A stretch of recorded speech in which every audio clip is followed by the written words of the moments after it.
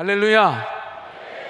오늘 주의 전에 나오신 우리 금난의 모든 성도님들에게 하나님의 은혜와 축복이 충만히 임하기를 주님의 이름으로 축원합니다. 오늘은 스마트폰 대신에 성경을 사모하는 성경적인 방법, 스마트폰 대신에 성경을 사모하는 성경적인 방법이라는 제목으로 하나님의 말씀을 증거하겠습니다. 벌써부터 막 찔려요?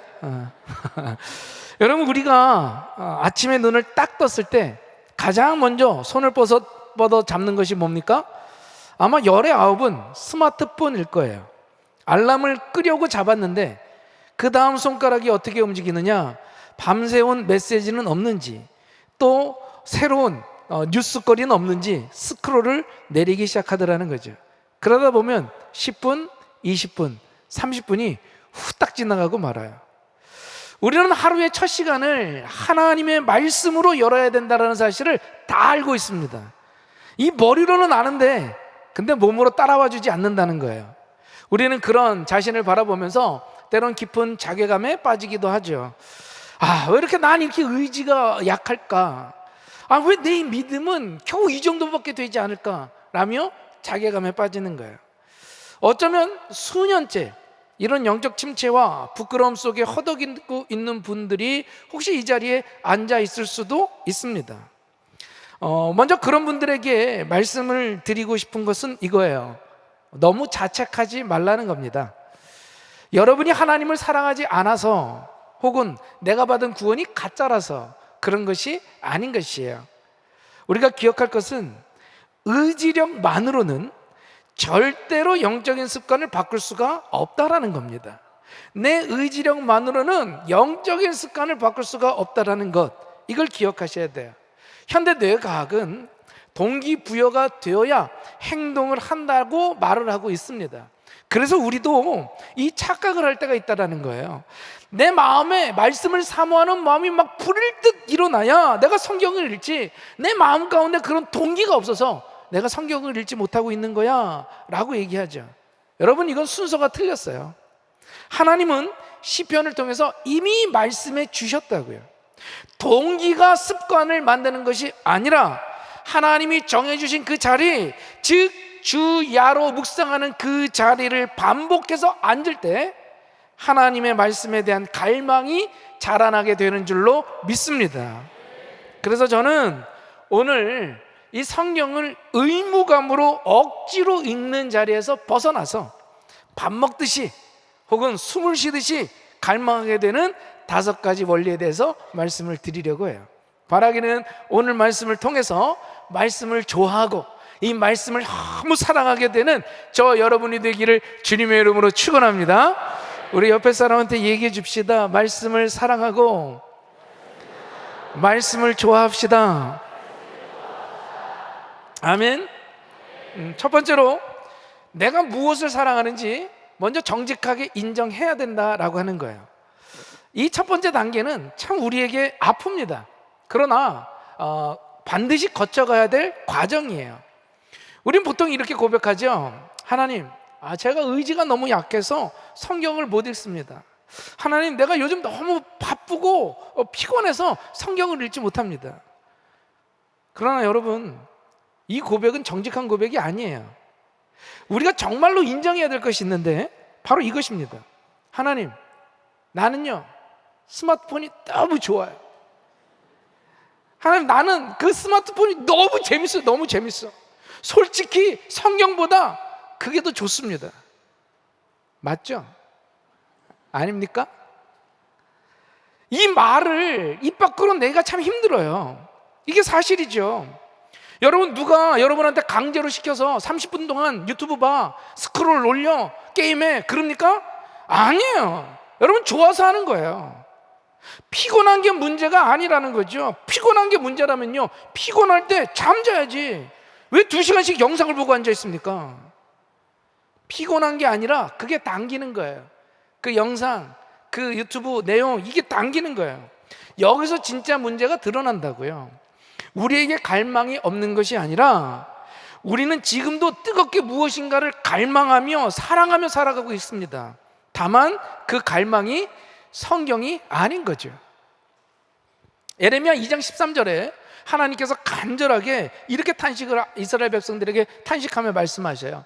내 백성이 두 가지 악을 행하였나니 곧 그들이 생수의 근원이 되는 나를 버린 것과 스스로 웅덩이를 판 것인데 그것은 물을 저축하지 못할 터진 웅덩이라. 이 두 가지 악이라고 하는 말씀을 주목해 봐야 돼요. 첫째는 생수의 근원을 버린 거래요. 하나님을 떠난 거. 둘째는 그래서 스스로 웅덩이를 팠다라는 거예요. 사람이 왜 웅덩이를 팝니까? 목이 마르기 때문이에요. 여러분, 우리가 목마른 자체는요 이 죄가 아닌 거예요. 하나님이 우리를 그렇게 만드셨다고요. 그런데 문제는 그 목마름을 채우겠다고 우리 손으로 판 웅덩이가 그저 터져버린 웅덩이라는 겁니다. 터진 웅덩이의 특징이 뭐예요? 물이 고이지 않는다는 거예요. 여러분, 밤에 누워서 1시간 스크롤해서 그리고 나서 화면을 끈 그 순간을 떠올려 보시라고요. 마음이 채워집니까? 아니에요. 이상하게 더 허전하더라는 거예요. 방금 본 것 중에 기억나는 게 없어요.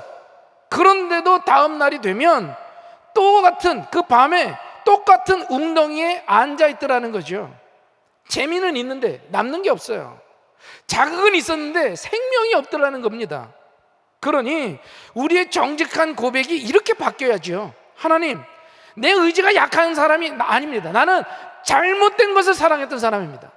제 목마름이 잘못이 아니라 내가 잘못된 웅덩이 앞에 앉아 있었음을 고백합니다. 이렇게 얘기해야죠. 진짜 사랑하는 건 핸드폰, 스마트폰이면서 내가 의지가 약해서 그래서 어쩔 수 없이 그런 것처럼. 그런데 문제는 뭐예요? 우리가 그 웅덩이 앞을요 좀처럼 떠나지 못하더라는 거예요. 왜요? 그 자리에 앉게 하는 아주 그럴듯한 요새 같은 성벽 같은 그 논리가 우리한테 있더라는 거죠. 어떤 논리? 딱 5분만 보고 내가 성경 읽을 거야. 오늘은 너무 피곤하니까 내일부터 제대로 하자. 이 정도는 어차피 다 하는데 뭐 나만 그런 거 아니야. 그리고 이번 주 교회 가면 목사님이 설교해 주실 텐데 뭐 목사님 설교 들으면 되지. 하나같이 반박하기 어려운 논리 아닙니까? 우리가 스마트폰을 못 넣는 그 진짜 이유는 의지가 약해서가 아니라 그 자리에 있어도 괜찮다는 나를 설득하는 논리가 너무 기가 막히게 그럴듯하기 때문에 그런 거예요. 그렇다면 이 요새를 어떻게 무너뜨릴 수 있을까?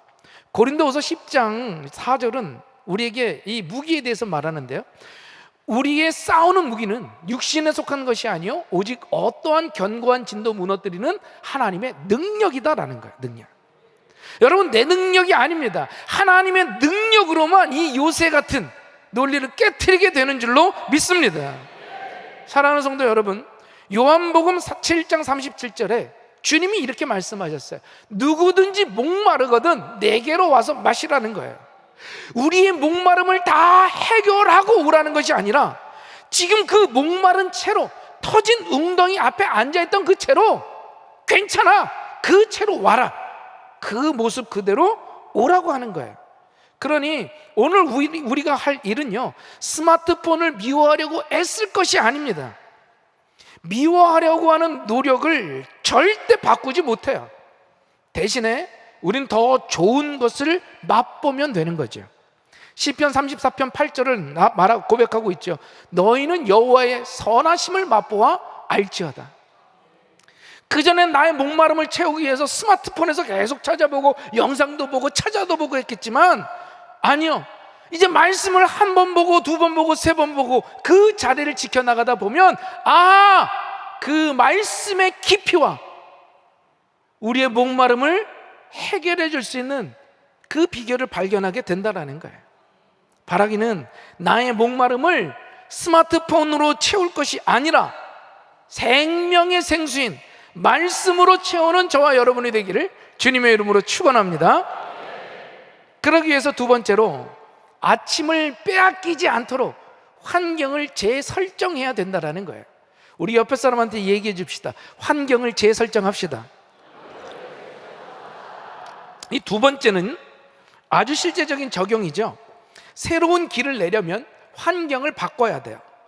가장 우리에게 중요한 시간이 언제일까요? 아침입니다. 아침. 눈을 뜨는 그 순간 우리에게는요, 하루치의 의지력의 배터리가 100% 충전돼 있어요. 그런데 일어나자마자 영상 보고 메시지 확인하는데 30분을 쓴다? 배터리가 순식간에 방전되고 마는 거예요. 이미 세상의 자극의 에너지를 다 뺏겼다고 생각해 보세요. 그 후에 성경을 펴면 그게 눈에 들어오겠습니까? 마치 여러분이 뷔페, 아주 비싼 뷔페에 갔는데 그냥 김밥과 달콤한 케이크만 주가라고 다 먹었어. 그러고 나서 좋은 것들, 이게 들어가겠느냐라는 거죠. 그럼 어떻게 해야 돼요? 아침에 일어나서 내가 폰을 볼까 성경을 볼까 고민하면 이미 늦은 거예요. 우리 육신은요, 100이면 100, 편안한 것을 선택하게 되어 있다는 거죠. 그러니 잠들기 전에 미리 결정해야 돼요. 야, 내가 내일 아침에 일어나서 메시지나 카톡을 먼저 확인하는 것이 아니라 내가 바로 성경 앱을 켜겠다 결정하는 거예요. 혹은 내가 내일 아침에는 알람만 끄고 바로 성경을 펴겠다. 이 전날 이미 결정해 놔야 된다는 거죠. 시편 1편 2절에 복 있는 사람은 어떤 사람이냐? 오직 여호와의 율법을 즐거워하는 사람이래요. 여기서 즐거워한다라고 하는 히브리어 헤페치라고 하는 단어는요, 본래 구부러지다, 몸을 기울이다 이런 뜻에서 유래가 됐어요. 즉 즐거워한다라는 게 뭐냐? 마음속으로 혹은 기분이, 나의 온 몸과 관심이 그쪽을 향해 쏠려 있는 거야. 쏠려 있는 그 상태, 그게 바로 즐거워하는 상태라고 하는 거죠. 그러므로 우리의 몸이 스마트폰을 향해 기울어질 것이 아니라 눈을 뜨자마자 말씀을 향해 우리의 육신과 영혼을 기울이는 이 거룩한 세팅이 필요하다라는 겁니다. 빈 시간은요, 절대 빈 시간으로 남지 않더라고요. 우리가 의도적으로 말씀으로 채우지 않으면 뇌는 가장 익숙한 것을 그 자리에 채우게 돼요. 저의 그 루틴을 잠깐 말씀을 드리면, 저는 아침에 새벽에 일어나자마자 알람만 끄고 절대 핸드폰을 보지 않습니다. 그리고 교회 와서 나의 새벽 기도 자리에 앉기까지 보지 않아요. 그리고 성경을 읽고 그 다음에 기도를 하기 시작합니다. 여러분, 우리가 거룩한 세팅을 해놓지 않으면 우리는 또다시 편리한 길로 갈 수밖에 없다라는 거예요. 그러므로 여러분, 오늘 밤에 거룩한 세팅을 해놓기를 간절히 부탁을 드립니다. 자, 그러고 나서 세 번째로 문턱을 낮추고 관계로 성경을 읽어야 된다는 거예요. 세 번째는 이 성경 속으로 들어가는 진입 장벽을 확 낮추는 그 이야기입니다. 성경 통독을 결심할 때마다 실패하는 패턴이 있죠. 1월 1일 엄청난 각오를 하고 우리가 성경을 읽습니다. 창세기, 출애굽기, 여기까지는 재밌죠. 그런데 레위기에 들어오면서 무슨 제사법이다 뭐다 계속 나오면 눈은 글씨를 읽는데 머리는 오늘 점심 뭐 먹어야 되지? 이딴 생각이 들기 시작하는 거예요. 그러다가 하루 이틀 밀리다가 나한테 죄책감이 밀려오는 거야. 잘 읽기 시작했는데 하루 이틀 밀리면 죄책감이 들어요. 그러면서 나 같은 게 뭐 성경을 읽는다고, 나는 안 되나 봐, 나는 이것밖에 안 돼, 나는 여기서 끝이야, 그러고선 포기해버리고 말아. 여러분, 우리가 잊지 말 것은, 물론 잘 읽으시는 분들도 있겠지만 잘 안 되는 분들한테 말씀드리는 거예요. 우리는 지금 잃어버린 영적 근육을 재활하는 중이다라고 생각하시면 돼요. 기부스를 갓 푼 환자에게 전력 질주를 시키면요, 다시 뼈가 부러지고 마는 거예요. 그러니 하루에 딱 5분, 10분, 길어도 15분을 넘지 마세요. 목사님, 저는요 집중력이 없어서요. 천만에. 여러분, 인터넷 쇼핑몰 그 물건 하나 살 때 리뷰 30분씩 1시간씩 읽지 않습니까? 그거 찾아가면서. 이미 집중력은 여러분들에게 충분히 있어요. 단지 그것을 말씀에 쓰지 않을 뿐입니다. 처음엔 지루할 수 있어요. 우리가 그동안 15초마다 터지던 그 도파민에 익숙해진 뇌는 그 3000년 전 텍스트 느릴 수밖에 없죠. 그런데 여러분 기억하세요. 그 지루함은 성경의 문제가 아니라 우리가 지금 우리의 영혼이 치유되고 있다고 하는 금단 증상 같은 거라는 거예요. 인스턴트만 먹던 사람이 자연식을 먹으면요, 당연히 맛이 없게 느껴지죠. 왜? 혀가 병들었기 때문에. 그런데 그걸 계속 먹다 보면요, 그 본연의 깊은 맛을 나중에 깨달을 수 있다는 거예요. 자, 그러면 우리가 어떻게 읽어야 될까? 첫 번째는요, 호기심이 이끄는 데부터 읽으십시오. 꼭 창세기부터 읽어야 된다는 강박을 버리세요. 예수님의 삶이 궁금하면요, 복음서를 읽어요. 인생의 허무함을 느끼면 전도서 읽는 거예요. 고난 속에서 눈물을 흘리고 있습니까? 그럼 시편을 펴고 읽으세요. 이것도 귀찮아요? 그럼 아침에 그냥 이렇게 이거 아침에 이렇게 성경 딱 펴, 아무데나 펴. 이거 먹으면 읽자. 그거 읽는 거야. 아무 문제 되지 않아. 그냥 펴서 나오는 거 읽으면 돼요. 5분만 읽어, 5분만. 아니면 지난주에 목사님이 하셨던 그 설교 본문의 전후 이런 거 읽어도 굉장히 좋습니다. 뭘 읽어도 상관없어요. 두 번째는요, 정보 습득이 아니라 나를 향한 말씀으로 읽으라는 거예요. 여러분이 성경을 읽을 때 딱 한 가지 질문만 가지십시오. 하나님, 오늘 이 말씀 속에서 내 삶을 향해 뭐라고 말씀하는 것입니까? 라는 질문을 가지고 읽어보는 거예요. 특히 성경 속 인물의 실패를 유심히 한번 보세요. 다윗의 간음이랄지, 베드로의 부인이랄지, 요나의 불순종이랄지, 성경은요, 인간의 밑바닥을 숨기지 않더라는 거예요. 왜? 그 실패보다 하나님의 은혜가 훨씬 크다는 것을 보여주기 위하기 때문인 거예요.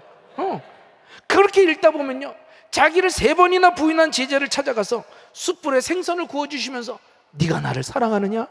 그렇게 물었던 예수님의 그 사랑의 음성이 성경 전체에서, 그 하나님의 사랑의 음성이 성경 전체에 가득하다는 사실을 우리는 비로소 깨달을 수 있다는 거죠.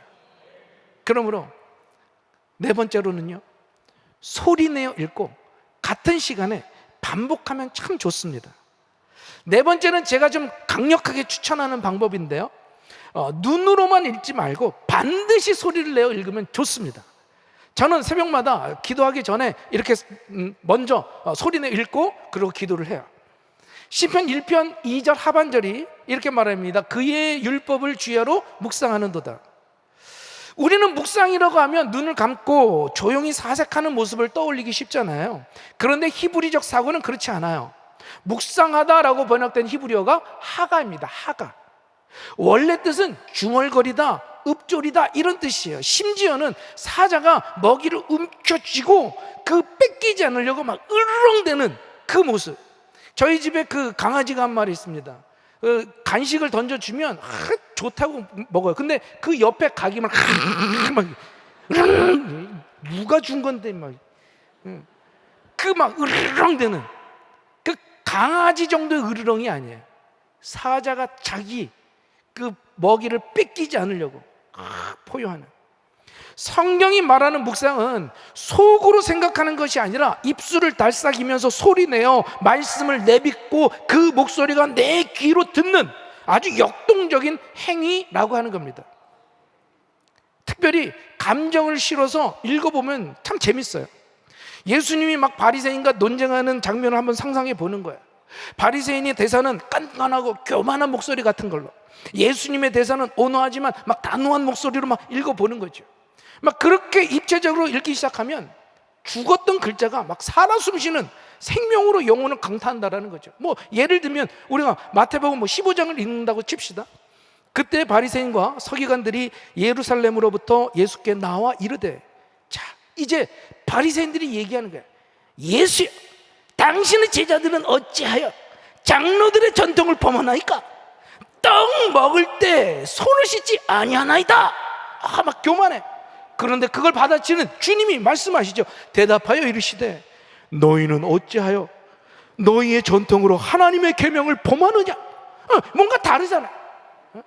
이 성경에 보면 이 창세기에 범죄한 아담을 부르는 그 목소리, 하나님의 목소리도요, 이 나라마다 다르더라고요. 우리나라는 보통 어떤 인식이 있느냐? 무서운 하나님이잖아요. 아담아, 아담아 이러잖아요. 외국은 안 그렇대. 아담, 아담, 막 찾는 거지. 이렇게 뭐 감정을 한번 넣어봐서 읽어보고 뭐 다 그러라는 건 아니지만 그렇게 읽다 보면요, 이게 정말 살아 숨쉬는, 내가 그 현장에 있는 것 같은 그 영혼으로 느낄 수 있다는 거예요. 그리고 여기에 하나를 더 해보는 거예요. 성경을 읽다가 가장 궁금한 지점에서 딱 덮어버려. 여러분, 드라마를 정주행하는 이유가 뭐예요? 기가 막힌 타이밍에 끝나거든. 아유, 다음 편 봐야 되는데 딱 끝나버리니까 드라마를 기다리는 거예요. 우리의 뇌는요, 일단 끝낸 것보다는 중간에 끊긴 일에 더 집착하더라는 거죠. 여기서 왜 사람이 죽지? 왜 갑자기 죽지? 이 궁금증. 제 아내가 저랑 대화할 때 이 굉장히 특이한 스킬을 써요. 말을 하다 말어. 그러면 굉장히 궁금해지냐. 빨리 얘기하라고 막 제가 막 쫓아다니면서 얘기해. 그전엔 막 안 들을 텐데, 제가 근데 부부는 답나 봐. 이번 주에 아들하고 막 대화할 때 제가 그 끊기는 대화 스킬을 썼더니 아들이 미치는 거예요.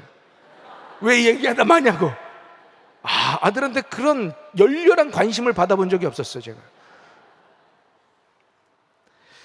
궁금증이 올라오는 순간 딱 덮어.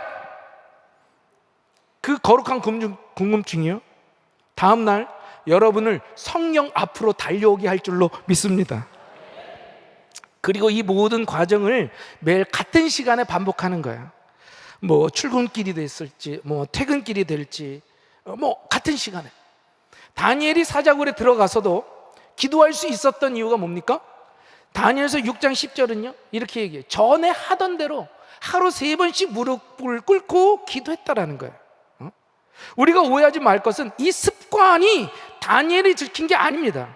그가 늘 앉던 그 자리, 그 창가에서 하나님이 그를 만나 주신 줄로 믿습니다. 그러므로 우리가 할 일은 그 자리를 지키는 것이라는 거예요. 그리고 그 자리에서 일하시는 하나님을 보게 되고, 그 하나님이 우리를 위하여 일하시는 걸 발견하게 될 줄로 믿습니다. 그리고 마지막 5번째로, 기록하고 기도하고 함께 읽으라는 겁니다. 이게 마지막이에요. 이 마지막 단계가 없으면 앞에 모든 과정들은 그저 자기계발서의 습관을 만드는 그거에 불과합니다. 우리가 성경을 읽는 목적은 독서 습관을 들이기 위한 것이 아니라 살아계신 하나님과 교제하기 위함인 줄로 믿습니다. 그러므로 성경을 읽고 먼저 내 삶에 일어난 미세한 변화들을 한번 노트에 적어보는 거예요. 뭐 핸드폰에 적어봐도, 자기와의 카톡 있잖아요, 거기에 적어봐도 좋은 거예요. 출근길에 짜증이 나는 상황이 있었는데 아침에 읽은 말씀이 생각나서 한 번 내가 참았다, 뭐 이렇게. 아니면 마음속에 설명할 수 없는 막 작은 평안이 생겼다, 뭐 등등, 이런 것들을 쓰는 거예요. 내 안에서 일하시는 하나님의 손길을 눈으로 확인하게 되면 그 말씀을 향한 내 갈망이 더 폭발적으로 일어나게 된다는 거죠. 그런데 더 중요한 건 이겁니다. 성경을 펴기 전에, 그리고 읽는 중에 끊임없이 기도하시라는 거예요. 여러분, 군대 간 아들이 보낸 편지를 읽는데 마침 그 아들이 휴가를 나와서 옆에 있다고 생각해 보는 거예요. 그럼 눈으로만 읽고 맙니까? 아니죠. 읽다가 아들 쳐다보면, 아들 진짜 힘들었어? 솔직히 얘기해봐. 아들, 그때 밥은 뭐 먹었어? 물어보지 않겠습니까? 성경도 이와 같다라는 거예요. 원저자이신 성령 하나님이 내 곁에 계시는데 책만 파고들 것이 아니라 저자에게 말을 걸어야죠. 말씀을 읽다가 멈춰 드리는 기도는요, 성경 읽기에 전혀 방해가 되지 않습니다. 오히려 이 기도가 성경 읽기의 본질일 수 있어요. 그리고 한 가지만 더 부탁드립니다. 이것을 혼자 하지 말고 가정에서 함께 했으면 좋겠어요. 스마트폰 문제는 더 이상 개인의 문제가 아니라 가정의 문제 아닙니까? 저녁 식탁에 온 가족이 식탁에 둘러 앉았는데 각자 화면만 보고 들여다보고 있다는 거예요. 낯설지 않죠? 아이에게 야야 폰 그만둬 그만 봐 라고 소리치는 부모 손에도 폰이 들어있어. 아이가 그것 보고 뭘 배우겠습니까? 신명기 6장에 하나님의 말씀을 내 자녀에게 부지런히 가르치고 집에 앉았을 때든지 길에 갈 때든지 강론하라고 말씀하고 있습니다. 강론하라, 소리를 내어 말하라는 거예요. 앞에서 말씀드린 이 하가가 가장 아름답게 실현되는 자리가 바로 가정인 것입니다. 여러분, 거창하게 시작하지 않아도 돼요. 하루 저녁 10분이면 충분합니다. 가족들을 휴대전화를 거실에다 모다 놓고 성경을 한 단락을 한 절 한 절 서로 돌아가면서 아이가 한 번 읽고 부모가 읽고 이렇게 돌아가면서 마지막에 아버지가 한 문장으로 기도하고 마치면 되는 거예요. 혼자 하는 결심은 사흘이면 무너지지만 함께 앉은 자리는 서로가 서로를 붙들어 줄 수 있는 줄로 믿습니다. 자녀가 부모에게 배우는 건 설교가 아니라 뒷모습이라는 거죠. 이제 말씀을 마치려고 해요. 지금까지 우리 5가지의 말씀을 드렸죠.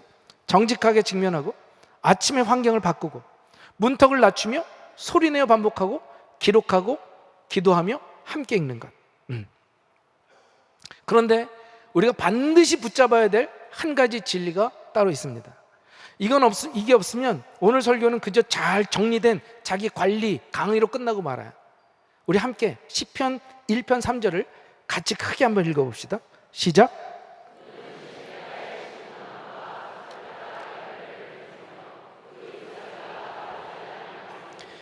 그가 하는 모든 일이 다 형통하리로다. 아멘. 여기 심다라고 번역된 히브리어가 샤툴이라는 말이에요. 샤툴.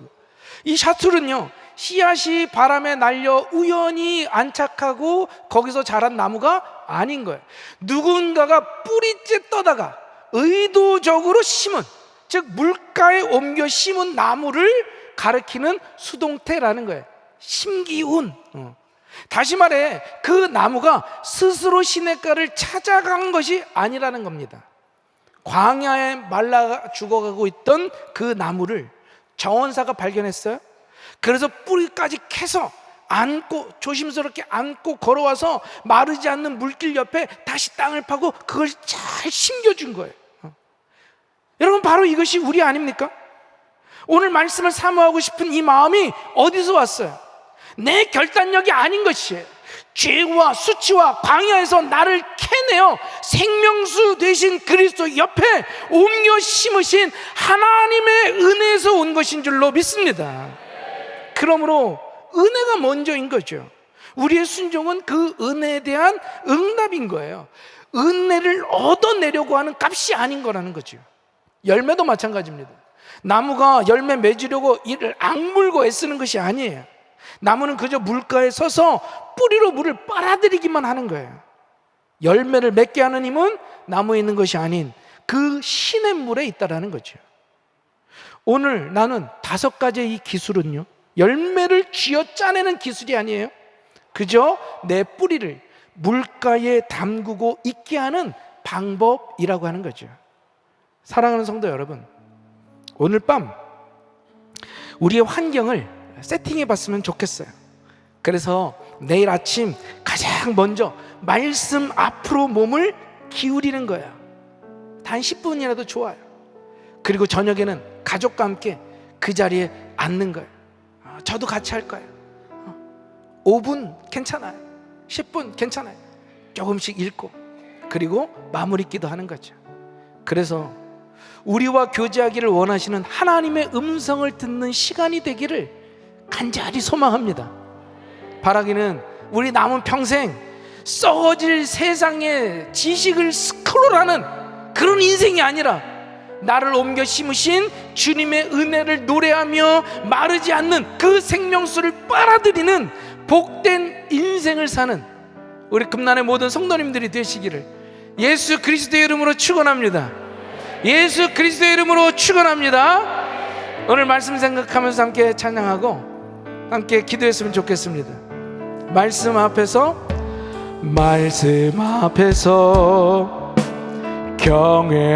경외함으로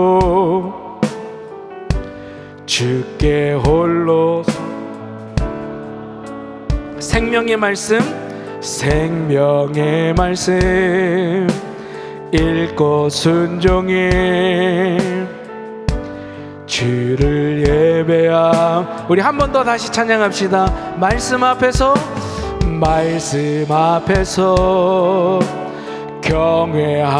경외함으로 주께 홀로 섭니다. 생명의 말씀 읽고 순종해 주를 예배합니다. 기록된 말씀 힘이 있어서 진리로 우리 거룩해 하며 거룩한 말씀 세세 영원히 복음이 되어 말씀하시네. 하나님 말씀에 두려워 떠는 자, 그 말씀에 생명을 거는 자 한 사람 찾으시는 주님의 약속을 믿어 하나님 말씀에 운명을 거는 자 순종하며 주 따라가는 자 영원한 하나님 나라 이뤄가 주의 교회여